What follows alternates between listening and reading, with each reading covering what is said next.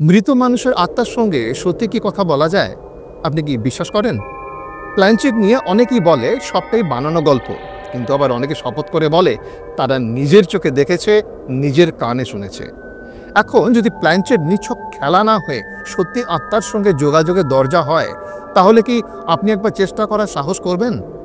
তাহলে চলুন এক গোয়েন্দা গল্পের মতো করে এই রহস্যের গভীরে যাওয়া যাক, যার শেষে এমন এক সত্যি বেরিয়ে আসবে যা আপনাকে নিজের এই সিদ্ধান্ত নিয়ে নতুন করে ভাবতে বাধ্য করবে। নমস্কার, আমি উত্তরায়ণ। আপনার সাথে জীবনের গোপন দিক নিয়ে কথা বলি। প্ল্যানচেটের সময় যে আত্মা আপনার প্রশ্নের উত্তর দেয়, সে আসলে কে? প্ল্যানচেট কি সত্যি আত্মার সঙ্গে কথা বলার মাধ্যম, নাকি আমাদের মনের এক অবিশ্বাস্য আয়না যেখানে আমাদেরই প্রতিচ্ছবি ভেসে ওঠে? শতাব্দী ধরে প্ল্যানচেটের যে রহস্য মানুষকে ভয় আর কৌতূহলে ডুবিয়ে রেখেছে, আজ আমরা তার পেছনের বিজ্ঞানটা জানব। যেটা আজ শুনবেন সেটা হয়তো আপনার বিশ্বাস ভেঙে দেবে। আর বিশেষে বলবো এমন এক সহজ পরীক্ষার কথা, যেটা মিস করলে আজকের গল্পটাই অসম্পূর্ণ থেকে যাবে। চলুন শুরু করি। প্ল্যানচেট নামটা শুনলেই আমাদের মনে যে ছবিটা ভেসে ওঠে তা হলো মোমবাতির কাঁপা আলোয় ঘেরা এক ঘর। সেখানে কয়েকজন মানুষ একটা কাঠের বোর্ডের ওপর হাত রেখে মৃত প্রিয়জনের সঙ্গে কথা বলার চেষ্টা করছে। এই গল্পের শুরুটা কিন্তু আজকের নয়। চলুন পিছিয়ে যাই প্রায় 150 বছর আগে, যখন ইউরোপ আর আমেরিকায় আধ্যাত্মিকতা নিয়ে মানুষের আগ্রহ তুঙ্গে। সেই সময় টেবিল টার্নিং আর তারপর প্ল্যানচেটের জন্ম হয়। প্ল্যানচেট জিনিসটা আসলে কি?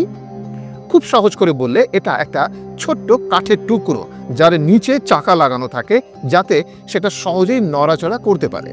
এর ওপর সবাই মিলে হালকা করে আঙুল রেখে প্রশ্ন করলে বিশ্বাস করা হয় যে কোনো আত্মা এসে বোর্ডের মাধ্যমে কাগজে বা বোর্ডের অক্ষরে উত্তর লিখে দেয়। দৃশ্যটা একই সাথে রোমাঞ্চকর আর কিছুটা ভয়ঙ্কর, কারণ বছরের পর বছর ধরে হাজার হাজার মানুষ দাবি করেছেন যে তারা প্ল্যানচেটের মাধ্যমে শুধু মৃত প্রিয়জনই নয়, বরং অচেনা আত্মাদের সাথে কথা বলেছেন।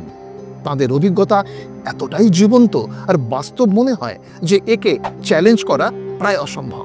এই রহস্যময় খেলাটা এতটাই জনপ্রিয় যে সারা বিশ্বে এটি নিয়ে তৈরি হয়েছে অসংখ্য গল্প, সিনেমা আর বই। এর কারণটাও খুব সহজ। এটা মানুষের সবচেয়ে বড় দুটো ভয় আর কৌতূহলকে ছুঁয়ে দেয়: মৃত্যু এবং মৃত্যুর পরের জীবন। আমাদের প্রিয়জনেরা মৃত্যুর পর কোথায় যায়? তাদের সাথে কি আর একবার কথা বলা সম্ভব? প্ল্যানচেট ঠিক এই প্রশ্নগুলোর উত্তর দেওয়ার একটা আশা দেখায়। কিন্তু প্রশ্ন হলো, এই আশাটা কতটা সত্যি, নাকি এর আড়ালে অন্য কোনো গল্প লুকিয়ে আছে? সতর্ক করে দিচ্ছি, শেষ পর্যন্ত না দেখলে পুরো রহস্যটা ধরতেই পারবেন না। মানুষ কেন প্ল্যানচেটে এতটা বিশ্বাস করে? এর উত্তরটা অনেকটা একটা ভালো গল্পের বইয়ের মতো। একবার পড়তে শুরু করলে যেমন শেষ না করে ছাড়া যায় না, তেমনি চোখের সামনে পয়েন্টারটাকে নড়তে দেখলে তাকে অবিশ্বাস করা কঠিন হয়ে পড়ে। একবার ভাবুন, আপনি বন্ধুদের সাথে প্ল্যানচেট করতে বসেছেন, আর আপনার চোখের সামনেই পয়েন্টারটা নিজে থেকেই নড়ে একটা অর্থপূর্ণ শব্দ তৈরি করলো। তখন কি তাকে অবিশ্বাস করা সহজ? একদমই না। এই বিশ্বাস আরও গেঁথে যায় যখন বিখ্যাত ব্যক্তিত্বদের নাম এর সাথে জুড়ে যায়। শোনা যায় স্বয়ং রবীন্দ্রনাথ ঠাকুর থেকে শুরু করে অনেক জ্ঞানীগুণী ব্যক্তিরাও প্ল্যানচেটের আসরে বসেছেন। যখন সমাজের প্রতিষ্ঠিত মানুষেরা কোনো বিষয়ে আগ্রহ দেখান, তখন সাধারণ মানুষের মনে হয় তাহলে নিশ্চয়ই এর মধ্যে কিছু একটা আছে। তবে এই আলোচনায় যে মোড় আসছে সেটা একদমই অপ্রত্যাশিত। আসলে আমাদের মস্তিষ্ক এমন একজন গল্পকার যে গল্পের মধ্যে কোনো ফাঁক রাখতে পছন্দ করে না। যখন চোখের সামনে এমন কিছু ঘটে যার কোনো সহজ ব্যাখ্যা আমাদের জানা নেই, যেমন প্ল্যানচেটের পয়েন্টার নড়া, তখন আমাদের মস্তিষ্ক দ্রুত সেই ফাঁকা জায়গাটা পূরণ করার জন্য সবচেয়ে সহজ এবং প্রচলিত গল্পটা নিয়ে আসে। প্ল্যানচেটের ক্ষেত্রে সেই গল্পটা হলো আত্মার উপস্থিতি। এই গল্পটা আমাদের একদিকে যেমন ভয় দেখায়, তেমনি এক অদ্ভুত সান্ত্বনাও দেয় যে মৃত্যুর পরেই সবকিছু শেষ হয়ে যায় না। কিন্তু এখানেই একটা খটকা লাগে। যদি সত্যি আত্মা এসে উত্তর দেয়, তাহলে একই আত্মার কাছ থেকে ভিন্ন ভিন্ন দল এক এক রকম উত্তর কেন পায়? এই প্রশ্নগুলোই আমাদের বিজ্ঞানের দরজার সামনে এনে দাঁড় করায়। আলোচনায় আসছে একটা নাম, একটা সূত্র, আর সেটাই উল্টে দেবে পুরো ছবিটা। 19 শতকের মাঝামাঝি সময়ে যখন প্ল্যানচেট নিয়ে ইউরোপ তোলপাড়, তখন বিজ্ঞানীরাও নড়ে চড়ে বসেন। তাঁদের মধ্যে একজন ছিলেন সেই সময়ের শ্রেষ্ঠ বিজ্ঞানী মাইকেল ফ্যারাডে, যিনি বিদ্যুৎ আর চুম্বকের জগৎকে বদলে দিয়েছিলেন। তিনি ঠিক করলেন এই তথাকথিত আধ্যাত্মিক শক্তিকে বিজ্ঞানের আতস কাচের নিচে ফেলে দেখবেন। ফ্যারাডের বিশ্বাস ছিল প্রত্যেকটা ঘটনার পেছনে কোনো না কোনো বৈজ্ঞানিক কারণ লুকিয়ে থাকে। তিনি যেন এক জাদুকরকে চ্যালেঞ্জ করার জন্য অসাধারণ এক ফাঁদ পাতলেন। এটাকে হাতের জন্য পাতা এক ধরনের লাই ডিটেক্টর বলা যেতে পারে। টেবিল টার্নিং সেশনের সময় তিনি টেবিলের ওপর কয়েক স্তরে কার্ড এমনভাবে রাখলেন যেন টেবিল সামান্য নড়লেই কার্ডগুলো একটি আরেকটির উপর দিয়ে পিছলে যায়।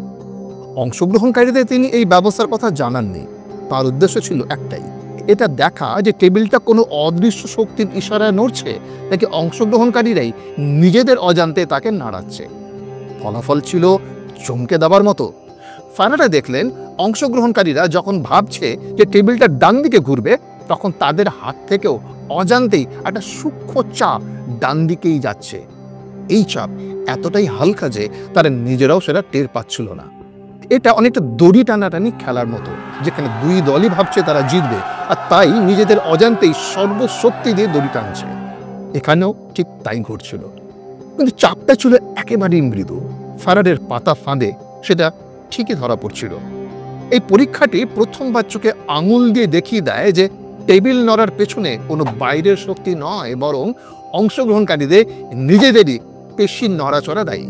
কিন্তু এটা কিভাবে সম্ভব যে একজন মানুষ নিজের অজান্তেই এমনটা করছে?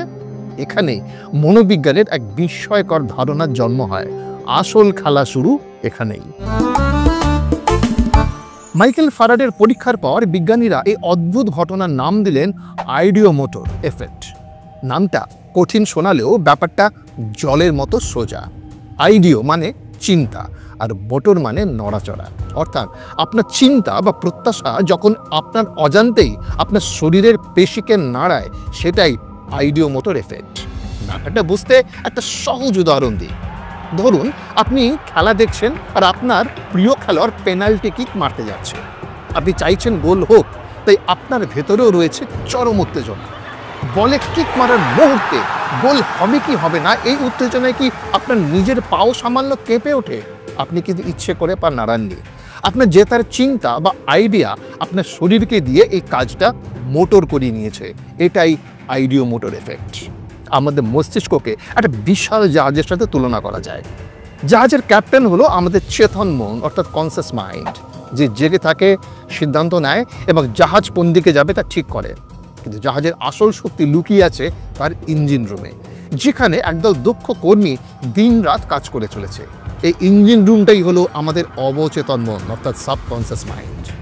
আমাদের নিঃশ্বাস ও হৃদস্পন্দন, অভ্যাস আর গভীর বিশ্বাসগুলো এই অবচেতন মনই নিয়ন্ত্রণ করে। জাহাজের ক্যাপ্টেন যেমন ইঞ্জিন রুমের প্রতিটি কাজের খবর রাখে না, আমাদের চেতন মনও অবচেতন মনের কাজকর্ম সম্পর্কে পুরোপুরি ওয়াকিবল থাকে না। প্ল্যানচেটের ক্ষেত্রে ঠিক এটাই ঘটে। ক্যাপ্টেন অর্থাৎ চেতন মন প্রশ্ন করে, আত্মা কি এখানে আছেন? আর তার মনের গভীরে থাকা ইচ্ছা বা প্রত্যাশাটা ইঞ্জিন রুমের কর্মীদের অর্থাৎ অবচেতনের কাছে পৌঁছে যায় একটা ফিসফিসানি বার্তার মতো।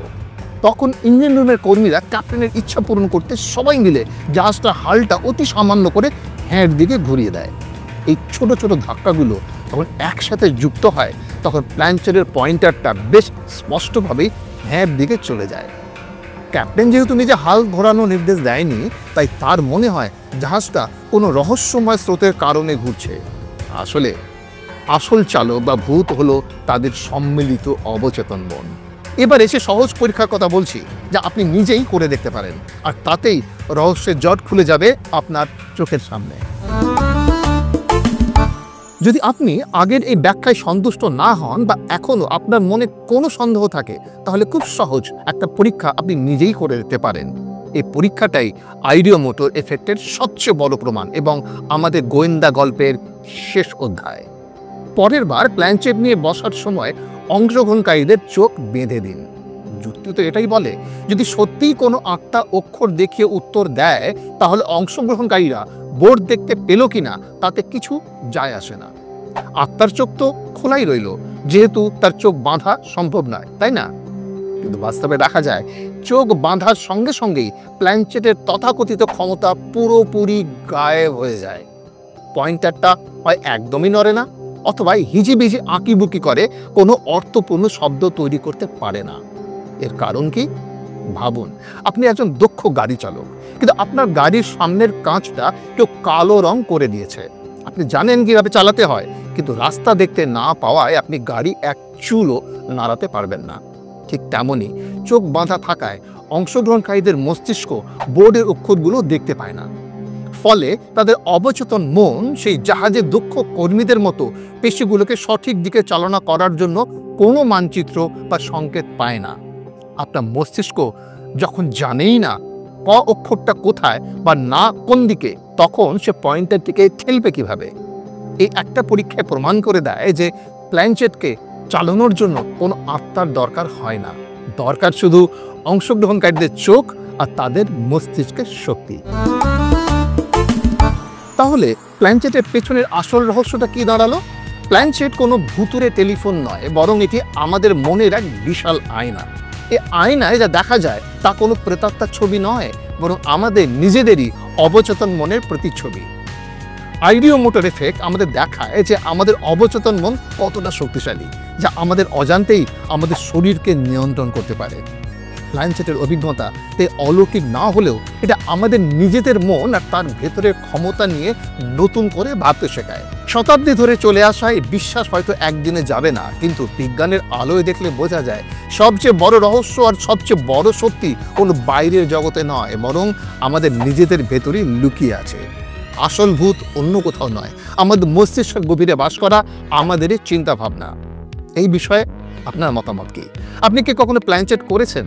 আপনার অভিজ্ঞতা কেমন ছিল? আমাদের কমেন্ট সেকশনে আপনার গল্প লিখে জানান।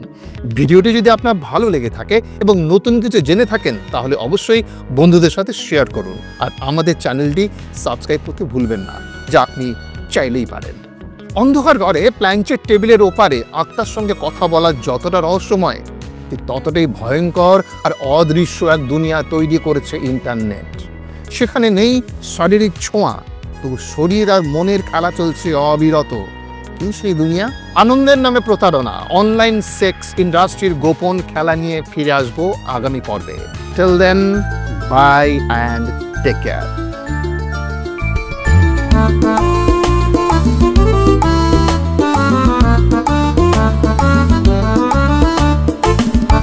গোপনীয়তার গপ্প, খোলা মনে খোলাখুলি।